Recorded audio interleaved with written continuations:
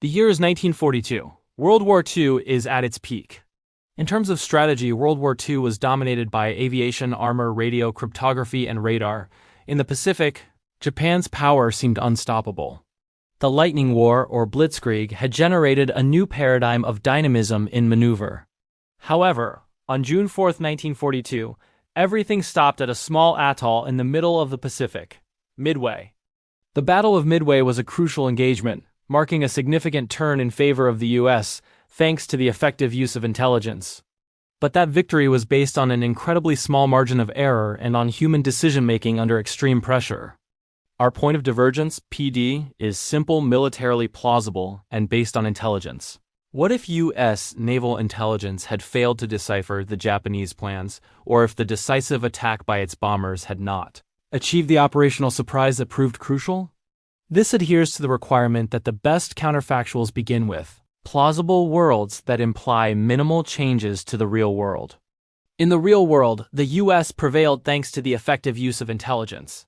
But in this alternative timeline, the attack by the U.S. Dauntless bombers fails to locate the Japanese aircraft carriers Kaga, Akagi, Soryu, and Hiryu at the critical moment.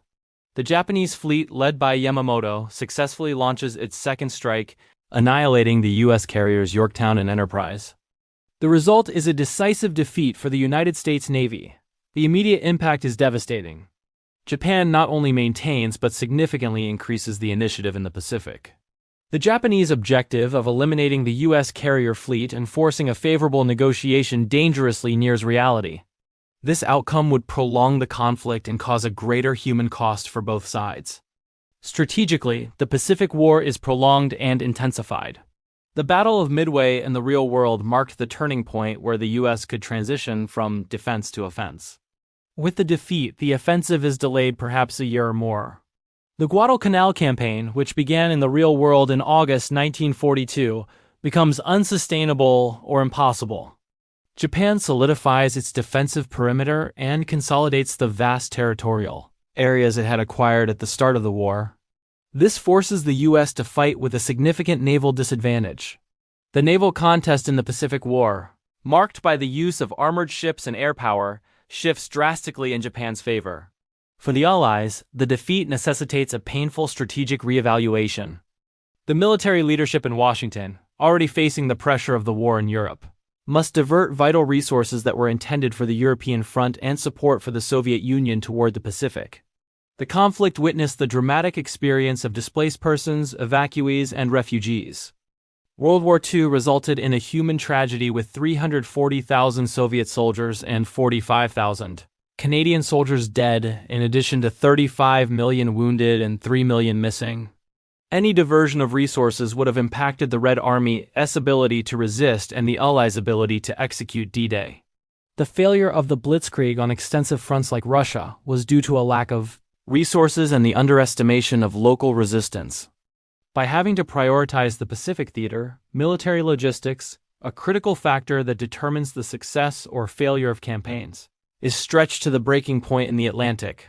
The North Africa campaign becomes more precarious, and the Axis defeat on that continent could have been delayed, which would have relieved pressure on Hitler on the Eastern Front. Time is the most precious factor the Allies lose with this defeat. The alternative timeline leads us into a longer, more costly war of attrition. Instead of a continuous offensive, the U.S. is forced into a slow and expensive campaign of recovery, island by island, without the advantage of carrier naval superiority. This aligns with the principle that counterfactuals must be sensitive to the strategic behavior that might return history to its original course, but the cost of that correction would be immense. The Lightning War had failed in Russia, but the tenacious Japanese defense in the Pacific would turn into a prolonged and bloody trench warfare.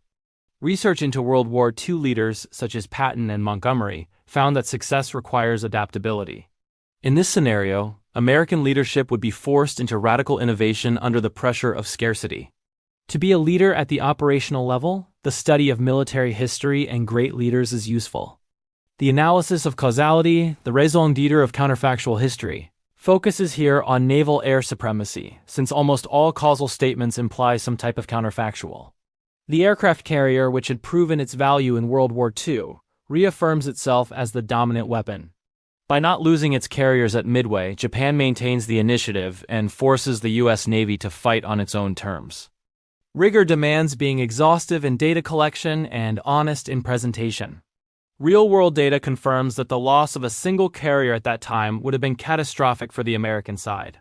The primary lesson of this scenario is the decisive role of intelligence and leadership under pressure.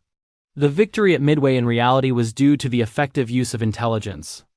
Its failure in this counterfactual scenario underscores how a small failure in data collection or analysis, especially in cryptography, can radically modify geopolitical factors. Understanding what did not occur is crucial to valuing why the victory actually happened. The Battle of Midway was the thin line between a short Pacific War and a conflict of years-long attrition. The failure of intelligence changed the fate of millions. Do you believe the atomic bomb would have arrived in time to force an end to such a prolonged war, or would the devastation have continued far past 1945? Leave your counterfactual scenario in the comments below. If you found this rigorous strategic analysis valuable, support us with a like, subscribe to the channel for more military history and geopolitics documentaries, and hit the notification bell so you don't miss our next journey into an alternative past.